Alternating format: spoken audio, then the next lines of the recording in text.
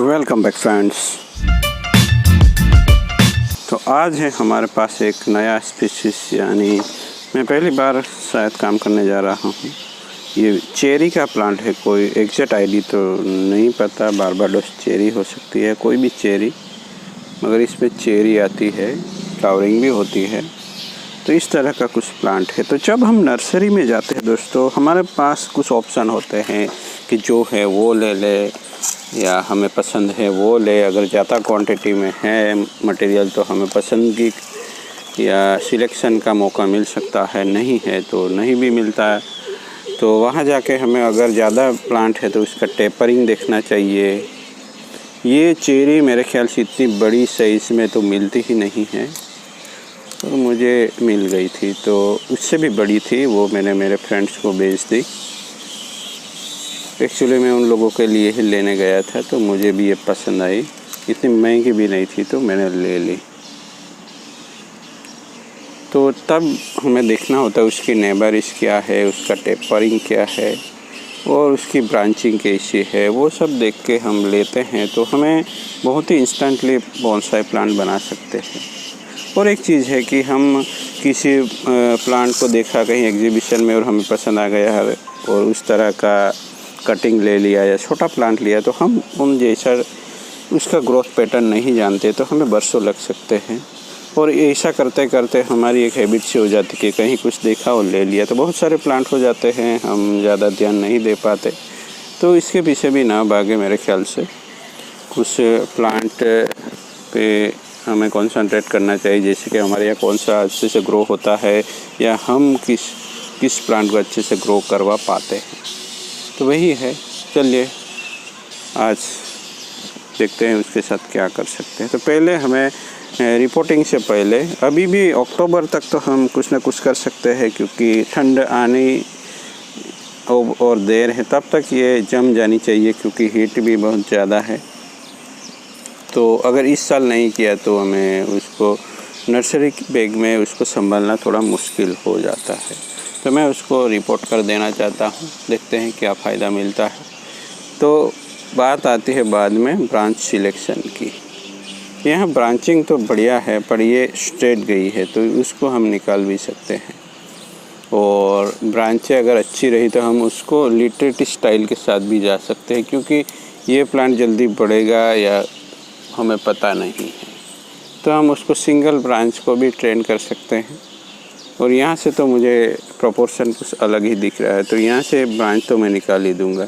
तो ये तीनों ब्रांच में से ये अच्छी मूवमेंट वाली है, देखिए, तो वो मैं रखने की कोशिश करूँगा और उसको निकाल दूँगा।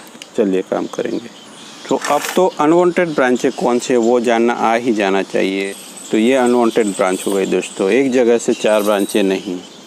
और ये अब एक जगह से नहीं कह सकते, यहाँ वी है तो दोनों चल सकती है, पर मैं उसको निकालने वाला हूँ। वो हमारे पे डिपेंड करता है कि हमें क्या अच्छा लगता है दोस्तों। डिज़ाइन के पीछे नहीं भागना है, हमें क्या अच्छा लगता है उसी के पीछे जाना है। तो ये निकाल के इसी के साथ भी चल सकते हैं, बहुत सारी संभावना है। और अनवांटेड ब्रांचों के बारे में और ज़्यादा कहेंगे तो ये पैरेलल ब्रांच होती है दोस्तों।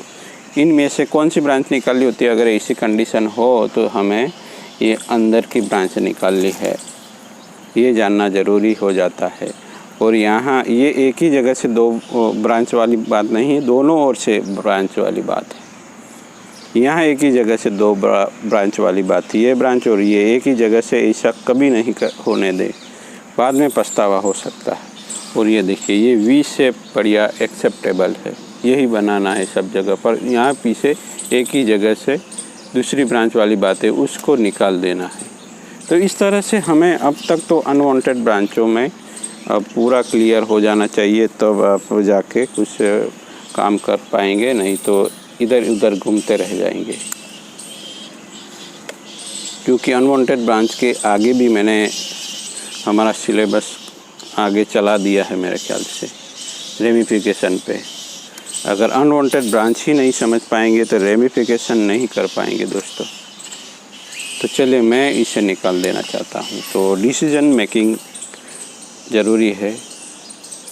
अब ऐसे ही सजेशन ना मांगे, हमने उसके रिलेटेड में वीडियो दे देता हूँ।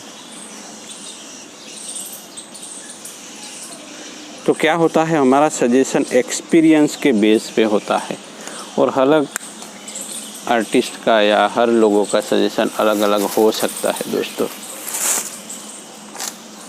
तो आपको जो अच्छा लगे, सबको भी पूछ सकते हैं, बाद में आपको जो अच्छा लगे वही करिए। कोई किसी के पूछ के मत करिए ज़्यादा, सेल्फ डिपेंडेंट होने की कोशिश करें।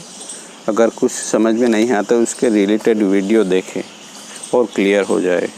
ब्रांचों के बीच में प्रोग्रेसिवली डिस्टेंस होना चाहिए। यहाँ ज़्यादा है और यहाँ कम, और यहाँ कम होते जाना चाहिए। और रूल्स है कि हाइट से 6 गुना ज़्यादा ही हाइट होनी चाहिए। तो अगर ऐसा हम गिनने लगे तो इसकी हाइट तो इसकी 6 गुनी, यानी ये कितना होगा 15 mm, तो ये यहाँ आके ख़त्म हो जाएगा प्लांट। वो बात भी सही है, यहाँ से भी हम ट्रेन कर सकते हैं। बट अगर ब्रांचिंग अच्छी है और हमें कुछ पसंद आता है तो वो रूल्स गायब हो जाएगा। अगर लिटरेट स्टाइल हम बना रहे हैं जिसमें प्लांट बहुत लंबा होता है और नेचुरल तरीके से ब्रोकन हो चुका होता है, उसी तरह का डिज़ाइन होता है, तो वो सब रूल्स के पीछे ज़्यादा ना भागे दोस्तों। हमें क्या अच्छा लगता है उसी पे ज़्यादा ध्यान देना है और बाद में लास्ट में एक शेप मिलना चाहिए जो कि हमें चाहिए। तो कौन सी ब्रांचें वांटेड, अनवांटेड, वो सब हमें क्लियर हो जाना चाहिए। अंदर की और ब्रांचें तो जानी ही नहीं चाहिए यहाँ वी शेप के अंदर। और ये पैरेलल ब्रांचिंग यानी दोनों और एक में से एक चली जाती है कोई भी। ये तो मैं दिखा रहा हूँ आपको, क्लियर हो जाए, और ये सही है। तो इसी तरह से अपने आप प्लांट स्टाइल हो जाता है दोस्तों, कुछ करने की ज़रूरत ही नहीं लगती मुझे तो, अपने आप सब होता चला जाता है। टूल्स भी अगर नहीं मिल रहे हैं, ये चलाइए, ये 800 रुपये में तो आप लोगों को मिल ही जाएगा। उससे ज़्यादा महंगा खर्च करने की तो मुझे नहीं लगता ज़रूरत है, क्योंकि उसकी क्वालिटी या काम तो एक ही होगा। क्वालिटी चाहे अलग हो सकती है बट जो काम है वो तो वही रहता है। चाहे जैसी भी क्वालिटी, यहाँ से डिफ्लेक्शन आता है या कुछ ना कुछ, तो अगर आप रूल्स के विरुद्ध यानी ड्राई या ज़्यादा बड़े स्टेम को काटने की कोशिश करेंगे तो डिफ्लेक्शन आना चाहिए। तो उसको रिपेयर करना आपको आना चाहिए। यहाँ एक आधा थोड़ा मार दे, या उसका सैंडिंग करना भी आना चाहिए, शार्पनिंग करना, रीशार्पनिंग करना आना चाहिए।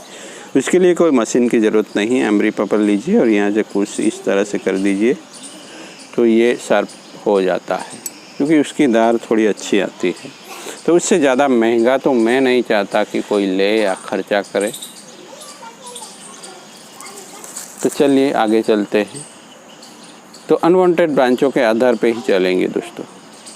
तो अब हमें साइज़ इसकी बहुत ही ज़्यादा बढ़ चुकी है, तो अब उसको शॉर्ट करते हैं। तो यहाँ से ब्रांच यहाँ से भी निकाल सकते हैं हम, और इस ब्रांच को तो हम अलग पोजीशन में है, बाद में देखते हैं। तो चलिए शॉर्ट करते हैं। किसी इस तरह के ब्रांच हो वहाँ से हम उसको ऑफ कर सकते हैं। यहाँ एक ब्रांच है तो उसको ऑफ कर सकते हैं, पर ये अंदर की ओर जा रही है। तो यहाँ से एक ब्रांच है हेल्दी, तो उसको ऑफ कर देते हैं यहाँ से, और यहाँ से एक निकाल दी। तो यही ध्यान में रखना है, शेप कौन सा भी आए दोस्तों, शेप पे ज़्यादा नहीं जाए। जहाँ ब्रांच है वहीं से हम रुक सकते हैं।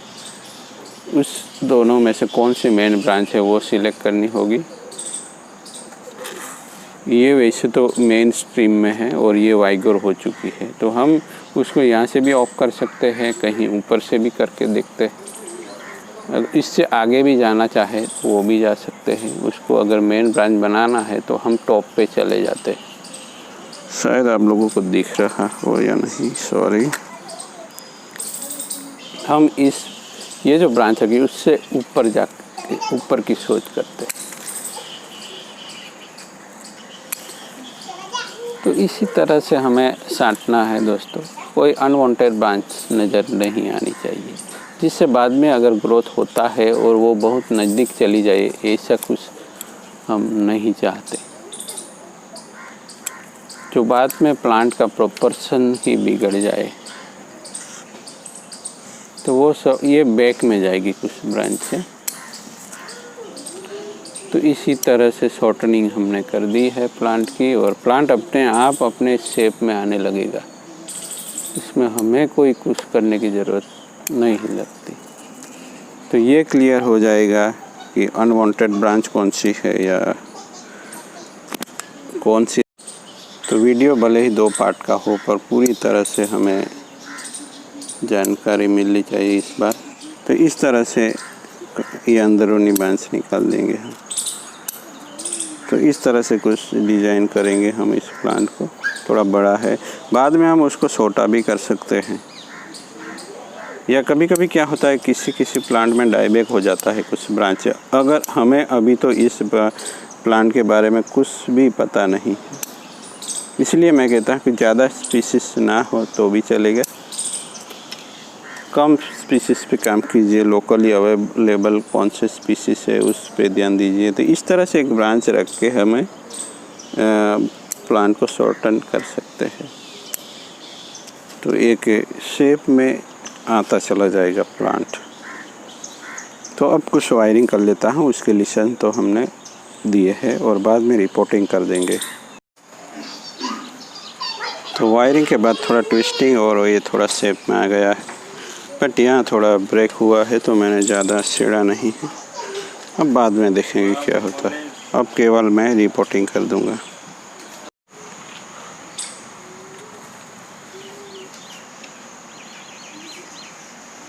यहाँ हमें नेबरी भी मिल रही है, भले ही फ्लेयर नहीं है पर जैसी नेचर में होती है वैसी लग रही है।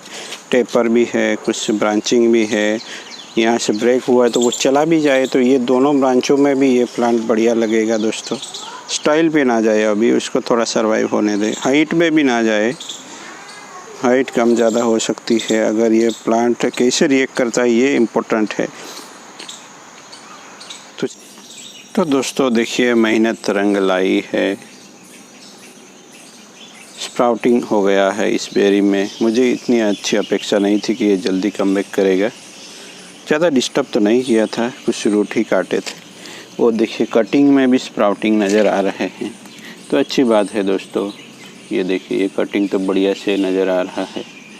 यहाँ अभी भी लीफ नहीं डिफोलिएशन किया है उसने पूरा, तो ये भी हो सकता है। इसमें भी कहीं कहीं स्प्राउटिंग नज़र आ रहा है। और मैंने रूट्स भी लगा दिया था, वो भी अभी ताज़ा ही है। और देखिए उसमें रूट जनरेट करना शुरू कर दिया है। ये देखिए नए नए रूट ले रहा है। ये रूट कटिंग भी लगाया है। तो आई होप कि ये जल्दी से कमबैक करे और कुछ चेरिया भी आए। तो मिलते हैं दोस्तों एक नए टॉपिक के साथ। Thank you for watching.